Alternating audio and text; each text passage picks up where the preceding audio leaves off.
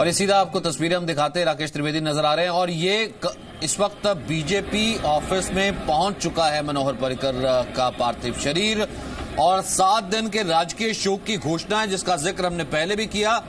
और जैसा ब्रेक से पहले भी हम बात कर रहे थे कि लंबे लंबे वक्त तक जब तक गोवा का नाम रहेगा, कहना कि गोवा की हिस्ट्री रहेगी, मनोहर पर्रिकर का नाम उनके साथ रहेगा कि 64 साल की उम्र में जिस तरीके का इतिहास उन्होंने दर्ज कराया और जिस स्तर पे गोवा को लेकर के गए और गोवा के लिए काम किया, वो गोवा लंबे लंबे वक्त तक याद रखने वाला है। इस वक्त राकेश त्रिवेदी हमारे साथ मौजूद हैं। राकेश, इस वक्त उनका पार्थिव शरीर पहुंच चुका है, जैसा हम तस्वीरों में देख रहे हैं। जी बिल्कुल, देखिए पार्थिव शरीर जो है मनोहर पर्रिकर साहब का वो ठीक मेरे पीछे उसी इंडियन आर्मी की रथ पर मौजूद है और जो आम लोग हैं उन्होंने इस ट्रक को घेर रखा है और हर कोई जो है उनके अंतिम दर्शन एक झलक लेने की कोशिश कर रहा है। जैसे ही उनका पार्थिव शरीर यहाँ पर पहुंचा, लोगों ने जब तक सूरज चांद रहेगा, मनोहर आपका नाम रहेगा, ऐसी जो घोषणाएं हैं वो दी, भारत माता की जय, वंदे मातरम की बातें कही, क्योंकि हमेशा से ही देश के लिए समर्पित रहे अपने पूरे कार्यकाल के दौरान मनोहर पर्रिकर साहब। और यही वजह है कि आप आज जब उनका पार्थिव शरीर उनकी इस कर्म भूमि के पास बीजेपी हेडक्वार्टर के पास पहुंचा है, तब उनके चाहने वाले जो है आज उन्हें नम आंखों से यहाँ पर विदाई देने के लिए इकट्ठा हुए हैं। पूरा जन सैलाब जो है वो उमड़ पड़ा है। यहाँ पर बीजेपी का जो दफ्तर है, पंजिम की जिस गली में ये दफ्तर है, उसके आसपास की सभी जो गलियां हैं वो इसी जन सैलाब से डूबी हुई ओत नजर आ गई है और सब हर कोई जो है उन्हें अब यहाँ पर विदाई देने के लिए नजर आ रहा है। जी, सब यहाँ विदाई देने के लिए नजर आ रहे हैं और आम लोगों के लिए हम ये कह सकते हैं कि आम गोवा वासियों के लिए और जो आसपास से पहुंचे उनके लिए यहाँ पर पार्थिव शरीर रखा जाएगा आम दर्शनों के लिए। और दूसरा ये कि शाम को 5 बजे है अंतिम संस्कार। जी बिल्कुल, देखिए यहाँ पर जो पार्थिव शरीर रखा जाएगा ये खास तौर से बीजेपी के जो कुछ कार्यकर्ता हैं, जो बीजेपी के कैडर है, बूथ लेवल से लेकर के जो उनके मंत्री तक जो है वो सबसे पहले जो यहाँ पर उनके दर्शन करेंगे। और आम जनता के लिए कला एकेडमी जो यहाँ पर पंजिम में है वहां पर रखा जाएगा तकरीबन 4 घंटे के लिए उनके पार्थिव शरीर को। वहां पर सुरक्षा के बहुत कड़े इंतजाम किए गए हैं, क्योंकि वहां पर आम जनता के साथ साथ जो वीआईपी मूवमेंट्स है वो भी वहीं पर होंगे। शायद से ये भी कहा जा रहा है कि प्रधानमंत्री जो 1:30 बजे गोवा में लैंड होने वाले हैं वो सीधे कला एकेडमी की तरफ जाएंगे और उसके साथ साथ उनके साथ जो दूसरे मिनिस्टर्स यहाँ पर आ सकते हैं, अलग अलग स्टेट्स के जो चीफ मिनिस्टर यहाँ पर पहुंच गए हैं, वो सभी जो है कला एकेडमी में जाएंगे। वहां पर जो है वो सबसे पहले दर्शन लेंगे। उसके बाद में जो है आम जनता के लिए जो दर्शन है, अंतिम दर्शन, वो रखा जाएगा। वहां पर एक लंबी कतार में जो है लोगों को अंदर भीतर छोड़ा जाएगा ताकि जो है वो दर्शन ले सके। देखिए आपको गूंज मेरे ठीक पीछे आपको सुनाई दे गई होगी कि अमर रहे मनोहर जी अमर रहे, ये जो आवाज है ये सुनाई दे गई। देखिए मैं आपको तस्वीरें दिखाने की कोशिश करता हूँ। देखिए उनके पार्थिव शरीर को अब ट्रक से नीचे उतारा गया है। तमाम जो लोग हैं अब इन पलों को अपने मोबाइल फोन में तस्वीरों में कैद करते हुए नजर आ रहे हैं। ये फिलहाल तिरंगे में लिपटा हुआ मनोहर पर्रिकर साहब का पार्थिव शरीर जो है अब उनके गाड़ी से, उनकी जो ट्रक से उसे उतारा है। भारतीय नौसेना के जो जवान हैं वो फिलहाल जो है उनके पार्थिव शरीर को बीजेपी दफ्तर के भीतर ले जा गए हैं। तीसरी मंजिल पर जो है उनका ये दफ्तर है, उनकी कर्म भूमि, जहां पर पिछले कई सालों से लगातार बीजेपी के लिए एक कर्मठ नेता के तौर पर वो लगातार काम करते रहे। उनकी बीजेपी की गोवा में जड़ें मजबूत करते रहे। तमाम जो यहाँ पर फासले थे, जो राजनीतिक समीकरण थे, उसे बदलने में, लोगों के बीच की जो दूरियां थी उसे कम करने में, सबको एक साथ लाने में, एकजुट ला करके गोवा का विकास करने में अहम योगदान देने वाले मनोहर पर्रिकर साहब अब अपने कर्म भूमि बीजेपी हेडक्वार्टर के भीतर उनका पार्थिव शरीर जो है वो दाखिल हो गया है। और जैसे कि मैं आपको बता रहा हूँ कि अक्सर जो है जब भी वो यहाँ गोवा में रहते वो यहाँ पर बहुत ज्यादा कंफर्टेबल फील करते, अपने परिवार, अपने घर जैसा यहाँ पर फील करते और वो अपने काम का जो है कई बार बतौर वो मंत्री निवास जो उनका है, मुख्यमंत्री निवास जो ऑफिशियल उनका रेसिडेंस है, या तो वो वहां से काम करते या कई बार जो इससे पहले बतौर विपक्षी दल के जब वो नेता थे तब वो इसी बीजेपी हेडक्वार्टर के दफ्तर से वो ज्यादातर काम किया करते। और आज बहुत सारी यादें जो है वो लोगों के जहन में आ गई हैं कि जब वो यहाँ पर आते थे, कैसे वो यहाँ पर लोगों से मिलते थे। लोग जो है बड़ी आसानी से उनको अप्रोच कर सकते थे, एक्सेस कर सकते थे, अपनी समस्याएं बता सकते थे। और लेकिन आज देखिए नियति का ये ऐसा चक्र है कि पहले कभी मनोहर पर्रिकर के पास लोग जो है उनकी अपनी शिकायतें, अपने सुझाव, अपनी बातें रखने के लिए जाया करते थे और आज जो है उनका पार्थिव शरीर उसी जगह पर मौजूद है और लोग नम आंखों से उन्हें विदाई देने के लिए यहाँ पर इकट्ठा हुए। अच्छा, याद कैसे कर रहे हैं? क्योंकि जब आदमी लोकल होता है ना तो उसका एक अलग ही कनेक्ट होता है कि वो अपने काम को लेकर के पहुंच जाता है। वो कहता है कि देखिए मुख्यमंत्री है फिर भी कैसे मिल लेता है, वो कहीं पर भी खड़ा हो जाता है या रेड लाइट पर रुक जाता था, किसी ढाबे पर खा लेता था। लोगों का अपना कनेक्ट कैसा, अगर आप बात करते हो?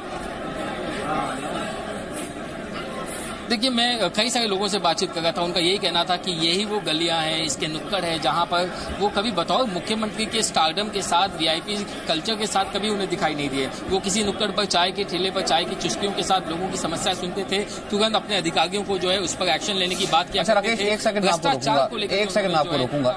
टीआर सर, कई बार ऐसा होता ना कि अमूमन हम देखते हैं कि किसी बड़ी पॉलिटिकल हस्ती का, हमने अटल बिहारी वाजपेयी, उसके बाद भी हमने कई चीजें देखी हैं, जैसे अब पार्थिव शरीर आता है, अमूमन एक कॉफिन ढका हुआ, ये इस तरीके से ऐसे नजर आ रहा है। जिस खुल करके सादगी के साथ जिए ना, उसी खुल करके उनका पार्थिव शरीर भी ऐसे नजर आ रहा है कि मानो जैसे अभी बोल उठेंगे। अभी देखा आपने क्लोजअप आया था जब, जी बिल्कुल, तो I was just having goosebumps, मतलब ऐसे लगा इतना क्लोजअप और बिल्कुल उस तरीके से। आप यू नेवर नो कि इतनी लंबी और ऐसी, ये देखिए मैं जिसका जिक्र कर रहा, आपको लगता है कि इतनी बड़ी बीमारी के बाद इनका निधन? आप अगर उन्हें देखेंगे तो आपको लगता है कि उनके चेहरे पे एक शांत है, एक बहुत बड़ी शांत है। मेरे ख्याल में वो, देखिए, कुछ कस्टम्स गोवा की अलग भी हैं, और वो हमारे साथ वो कस्टम्स ऐसी हैं कि वो पूरा ढकना नहीं चाहते कभी भी बॉडी को।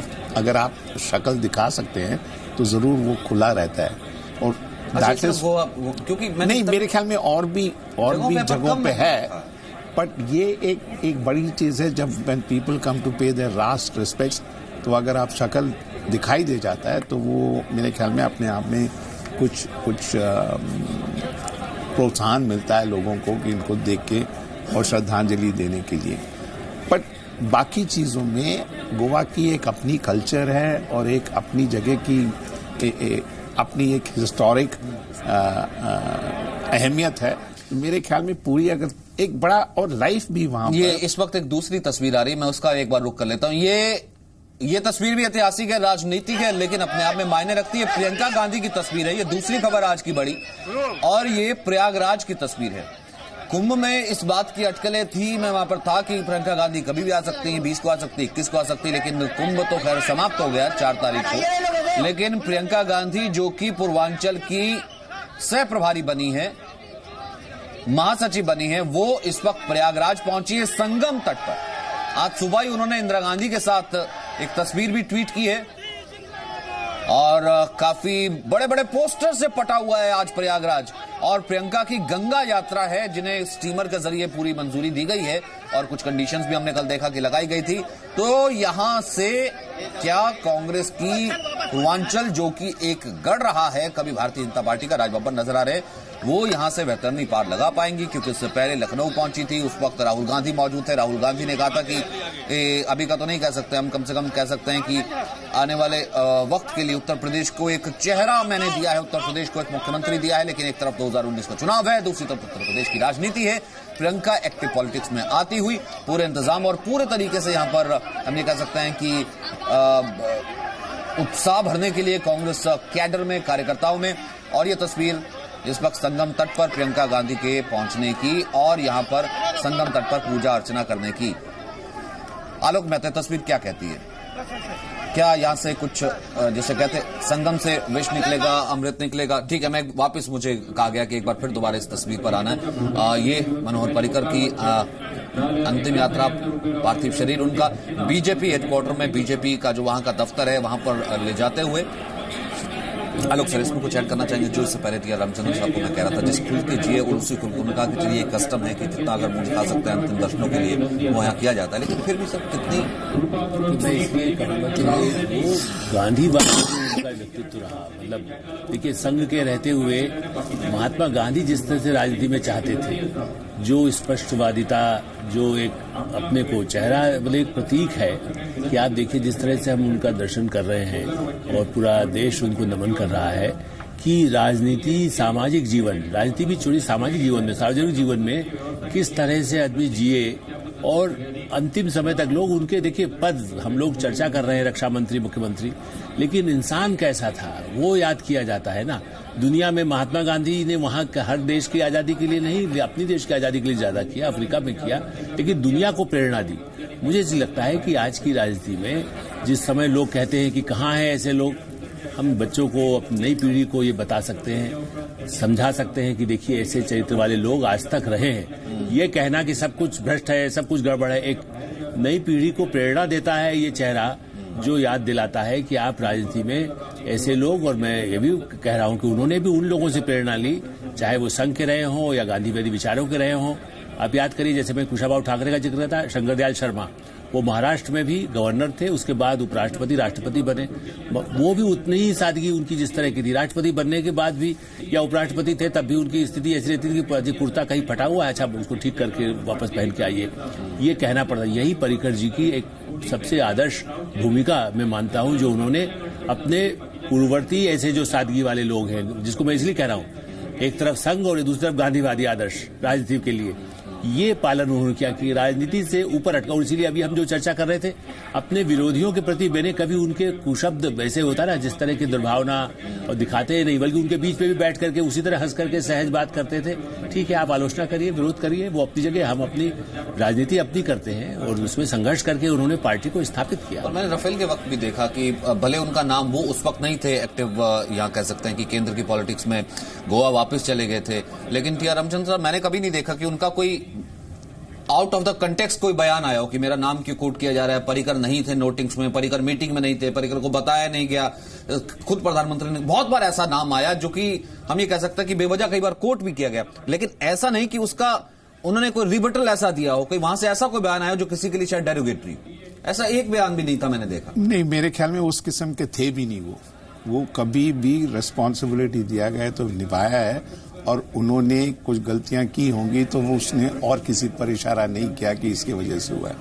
देखिए, वो फुल रिस्पॉन्सिबिलिटी लेते थे। हम ये ना भूलें सचिन जी कि उनके ऊपर शेषाद्रीचारी साहब का बहुत बड़ा इन्फ्लुएंस रहा, और कई बार उन्होंने इस बात को मेंशन किया है कि किस तरह का इन्फ्लुएंस उनका रहा, और एक बहुत सिंपल से आदमी थे, और उनको क्रिटिसिज्म के बारे में कोई दिक्कत नहीं थी। वो अपना बुशर्ट, पैंट और चप्पल पहन के चलते थे। तो आखिरकार 4 बार अगर कोई गोवा का मुख्यमंत्री बन जाए, अपने आप में एक बहुत बड़ा और वो भी एक ऐसे स्टेट में जो कि इतना यंग है, 60s का वो बिल्कुल 60s का है और इतना यंग है, और मेरे ख्याल में उनकी कंट्रीब्यूशन गोवा के डेवलपमेंट के लिए बड़ा अमूमन है, और मेरे ख्याल में कोई उसका कोई कंपटीशन उनके पास है नहीं इस वक्त। तो ओवरऑल सिचुएशन में देखा जाए तो अगर डिफेंस मिनिस्टर और एक पूरे 4-5 साल रह जाते तो मेरे ख्याल में डिफेंस प्रोक्योरमेंट भी अपने आप में एक बहुत बड़ी चीज और कामयाबी होगी। बिल्कुल, ये दो इस वक्त जो तस्वीर आ रही है मैं दिखाना चाह रहा हूँ, ये उनके दोनों पुत्र हैं। ये जो स्पेक्स में नजर आ रहे हैं, ये दोनों उनके पुत्र हैं, और साथ ही उनके जो है पीछे जो उनके ब्रदर नजर आ रहे हैं। हाँ, और हाँ, शक्ल से भी लगते हैं। हाँ, ये उनके ब्रदर नजर आ रहे हैं, और ये दोनों पुत्र हैं। और कल जब मैं जिक्र कर रहा था तो मुझे ये भी बताया गया कि जब इनकी वाइफ का देहांत हुआ, उसके बाद घर की जब जिम्मेदारी आई, घर की भी जिम्मेदारी उसी बखूबी निभाई, सीएम ऑफिस की भी जिम्मेदारी निभाई, केंद्र में भी आए और बेटे की शादी भी की, और उतनी बहुत सादगी से शादी की। मतलब कि वो भी एक एग्जाम्पल दिया जाता है गोवा में कि कोई मुख्यमंत्री भी अपने बेटे की शादी इतनी सादगी से कर सकता है कि जितनी सादगी से उन्होंने की। मेरे ख्याल में ये आपके नेचर पे डिपेंड करता है, और एसेंशियली जो भी आपने डिसिप्लिन इम्बाइब किया है उसका भी एक बहुत बड़ा असर है इस पे। बट ओवरऑल अगर देखेंगे तो सिंपल वर्ड्स पे इनके लिए कहा गया है कि ये बहुत अच्छे ह्यूमन बीइंग हैं, बहुत अच्छे ह्यूमन बीइंग हैं, और इसका अपने आप में एक बहुत बड़ा मैसेज आम जनता तक जाती है। एक बात मैं जोड़ दूं सचिन जी, जिस तरह से उन्होंने माइन जो वहां पर गोवा में माइंस पर अंकुश लगाने के लिए वहां बड़ी लूटपाट होती थी, भ्रष्टाचार था। तो उनसे लड़ना, आप जानते हैं, मैंने हम पत्रकार या सामाजिक कार्यकर्ता कई लोग तो उससे डरते हैं। वहां पर जो माफिया जब होता है कई जगह तो हत्याएं हो जाती हैं, उसको रोकने में देखिए गोवा के विकास की जब हम बात करते हैं तो बड़ा हिम्मत का काम था कि उस पूरे माफिया से लड़ना, उनके खिलाफ उस पर अंकुश लगाना, कितना ही विरोध हो, या पर्यटन स्थलों पर यदि कहीं कुछ रोक अंकुश लगाना है तो उसमें वो कभी ये संकोच नहीं करते थे। और यदि फिल्म फेस्टिवल आयोजित कर रहे हैं या दूसरा फेस्टिवल आयोजित कर रहे हैं तो खुद उसी तरह से जैसे वो कार्यकर्ता हो, वो मुख्यमंत्री नहीं होते थे। तो ये एक संघर्ष करना है। देखिए, जब हम सादगी से, कई लोग ये सोचते बड़े सीधे आदमी हैं, सीधे आदमी को जितनी दृढ़ता होती है। नितिन गडकरी पहुंचे और नितिन गडकरी जो कल भी कह रहे थे और जिस वक्त उनका फर्स्ट रिएक्शन है, बहुत भावुक थे। नितिन गडकरी कह रहे थे कि मेरा भी बॉम्बे से, नागपुर से बहुत क्लोज कनेक्शन रहा और शायद आरएसएस की वजह से भी काफी क्लोज एलाई रहे। और नितिन गडकरी तो रात को ही पहुंच गए थे, वो नागपुर थे, वो रात को ही अपने हेलीकॉप्टर तक पहुंच गए थे कि मैं वेट नहीं कर सकता। यही नितिन गडकरी को हमने देखा था, अटल बिहारी वाजपेयी का देहांत हुआ था, यही चीजें आगे बढ़ के, जैसे ये एक चीज मैंने देखी, मैं आपको कह रहा था ना, पता नहीं आरएसएस का डिसिप्लिन है, फैमिली है, कुछ भी कहिए। जब यहां पर अटल बिहारी वाजपेयी जी का अंतिम संस्कार था, घर में ये सब जितने बड़े नेता थे वो कुछ उस तरीके से था कि घर का कोई बड़ा गया होता है कि अपने आपस में काम बांट लेना, आपस में चीजों को मैनेज करना, कि एक घर की जैसे एक सेरेमनी हो रही होती है उस तरीके से इकट्ठे हुए। और गडकरी जी का देखिए, वो उन्होंने विधायक दल के नेता चुने जाने के समय या इनको यहाँ रखे जाने के समय, रक्षा मंत्री बनाए जाए, हर चीज में वो जानते थे कि इतना ईमानदार व्यक्ति को स्वीकार किया जाएगा। देखिए, अभी भी हम जो कह रहे हैं ना, उनको बीच में बुला करके दिया गया कार्यभार, इसलिए कहा गया कि उस समय रक्षा के बड़े महत्वपूर्ण मसलों पर एक कितने ईमानदार व्यक्ति को रखा सकते, तो देश का सर्वश्रेष्ठ व्यक्ति इसको कह सकते हैं अपने मंत्रिमंडल के लिए। उन्होंने प्रधानमंत्री नरेंद्र मोदी को भी इसका क्रेडिट देना चाहिए और गडकरी जी को। गडकरी जी ने हर बार गोवा को भी संभाला, उनको संभाला और केंद्रीय मंत्रिमंडल में भी हर चीज की राय विचार विमर्श में गडकरी जी ने उनका सहायता की, सहयोग किया, ताकि जो देश के लिए हो सकता है, जो आपने कहा ना, संघ के कार्यकर्ता के नाते, स्वयंसेवक के नाते कहें, लेकिन राष्ट्रीय महत्व और अपने साथी कैसे आगे बढ़ के हैं, कंधे से कंधा मिला के संघर्ष करें, इसके जो साथी है, मेरा ख्याल गडकरी जी मुंबई से, नागपुर से देखा जाए तो इसलिए भी पर्रिकर साहब को बहुत ज्यादा पसंद करते थे। और इसी का जिक्र प्रेम शुक्ला भी कर रहे थे, वो कह रहे थे कि हम इकट्ठे पढ़े, क्योंकि प्रेम शुक्ला जी ये जो था, मैंने आपको कहा ना कि न केवल एक कलीग बल्कि एक फैमिली ज्यादा नजर आती है। रात को ही गडकरी जी को ये खबर मिलना, वो उसी वक्त ही पहुंच जाते हैं कि घर का जैसे कोई गया, और उस वक्त आज भी उसी भूमिका में नजर आ रहे हैं। आप जिसका जिक्र कर रहे थे,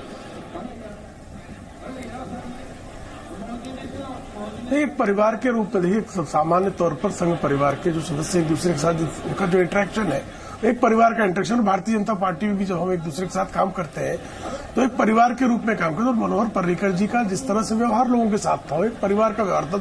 तो 2009 का किस्सा, 2009 में जो है एनडीए पराजित हुई थी चुनाव में, और उसके बाद जो है भारतीय जनता पार्टी में बड़ा सांगठनिक परिवर्तन होगा।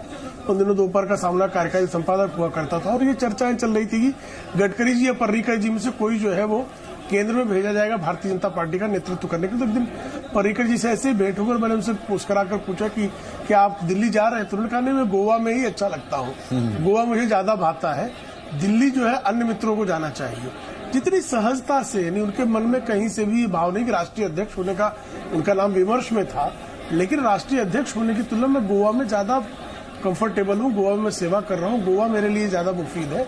और कहीं से भी आपको पॉलिटिकल स्टोरी भी नहीं देना उन्होंने। कई बार ऐसा होता है, एक पत्रकार दूसरे जब किसी नेता से मिलता है तो उसके मन में कोई सूचना प्राप्त होने के बाद एक राजनीतिक स्टोरी करने की इच्छा जागती है, लेकिन पर्रिकर जी का व्यवहार इतना सहज हुआ करता था कि आप उसमें से चाहकर भी कोई स्टोरी नहीं डेवलप कर सकते थे। तो ये एक दूसरे के साथ जो पारिवारिक सामंजस्य है, एक दूसरे के संदर्भ में जिस तरह का प्रेम का प्राकट्य उनका, और एक दूसरे के साथ सहज जो काम करने की जो शैली है, जो परिवार, संघ परिवार जिस तरह से उनको संस्कार दिया था, उस संस्कार को समग्रता में आत्मसात करना और आत्मसात करने के अपने जीवन में उसको कहीं से भी जो है वो उसका सकारात्मक सदुपयोग सदैव करना, तो पर्रिकर जी से सीखा जा सकता है। बिल्कुल। और तभी मैं निशांत वर्मा कह रहा हूं ना कि मैंने कहा कि अभी रफाल का जितना भी वक्त आया, उनकी एब्सेंस में, वो भले यहां पर नहीं थे, गोवा में काम कर रहे थे, एक हमने नहीं बयान देखा जो कि अनप्रेसिडेंटेड हो, एक इस तरह की कोई चीज नहीं थी कि जो वहां से बैठ करके उसका रिबटल दे रहे थे। बहुत बार हमने देखा ऑपोजिशन से लेकर के तमाम लोगों ने उनका नाम लिया, लेकिन उन्हें मालूम है कि क्या सच है, क्या दूध था और क्या पानी का पानी। वो अपना चुप रहे, अपना काम करते रहे। Work speaks. बिल्कुल सही आप जो कह रहे हैं सचिन जी, कि इसके अंदर कोई दो राय नहीं है कि उन्होंने कभी पलट के जवाब नहीं दिया। और जैसा कि प्रेम शुक्ला जी कह रहे हैं कि आरएसएस की दी हुई शिक्षा का उन्होंने पालन किया, मेरा यही अनुरोध है कि बाकी नेता जो हैं भारतीय जनता पार्टी के, वो कम से कम पर्रिकर साहब से इतना सीखें कि आरएसएस की जो आइडियोलॉजी है उसको कैसे पालन किया जाए। बिकॉज तू मैं झगड़ा फसाद ये नहीं थी पर्रिकर साहब की जिंदगानी। वो अपने काम करते थे, वो अपने तरीके से करते थे। उनका फोकस जो दिखता है गोवा में, कितना बढ़िया फोकस था उनका। जो भी रिजल्ट आए हों काम के, वो तो ऊपर वाला देता है। लेकिन हाँ, ये एक बहुत अत्यंत इम्पोर्टेंट चीज है कि एक फोकस्ड माइंड से जब कोई भी व्यक्ति काम करता है, चाहे किसी भी पार्टी का हो या ना भी हो, अपने नाम जिंदगी में, एक सीख तो है, सीख तो हर एक के लिए, भले वो युवा हो, एक सीख तो हर एक पॉलिटिशियन के लिए है, आने वाले पॉलिटिशियंस के लिए। और सीख एक व्यक्ति के तौर पर वो है, वो एक व्यक्ति के तौर पर एक व्यक्ति कितना कंटेंट हो सकता है कि वो भले वो पारिवारिक हो, वो अपना काम करे या फिर उसको कोई भी ऑर्गेनाइजेशनल जिम्मेदारी दी जाए, वो ग्राउंड पर रह करके भी कितनी ऊंचाइयों को छू सकता है। कम से कम ये एक परिभाषा मनोहर पर्रिकर तय करते हैं। मुझे शुक्रिया अदा करना है प्रेम शुक्ला आपका, निशांत वर्मा आपका और आलोक जी आपका। बहुत बहुत शुक्रिया आप तीनों का। टीआर साहब हमारे साथ बने रहेंगे। तस्वीरें लगातार आ रही हैं और इस बीच तमाम पहलू और तमाम ये बातें हम लगातार